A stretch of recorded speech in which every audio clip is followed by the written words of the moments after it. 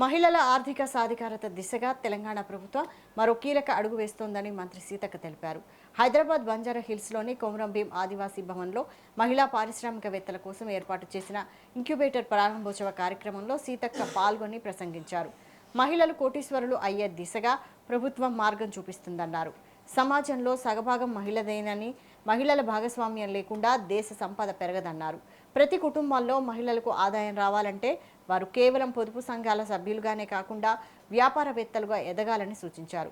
ముఖ్యమంత్రి రేవంత్ రెడ్డి లక్ష్యం కోటి మంది మహిళలను కోటీశ్వరులుగా తీర్చిదిద్దడమేనని, ఆ దిశగా ప్రభుత్వం అన్ని విధాలుగా కృషి చేస్తోందని మంత్రి సీతక్క వెల్లడించారు.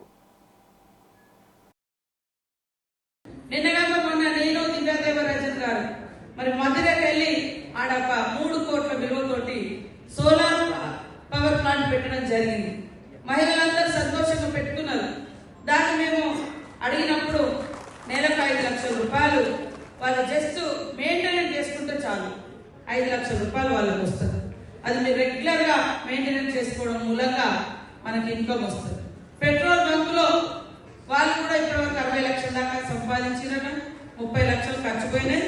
మిగతాది వాళ్ళ జీతాలు 20 లక్షల దాకా లాభం వచ్చింది నారాయణపేట. ఇవాళ మనం వచ్చిన తర్వాత 40% మహిళలకు మరి పాడి కేంద్రాలు ఇస్తున్నాం.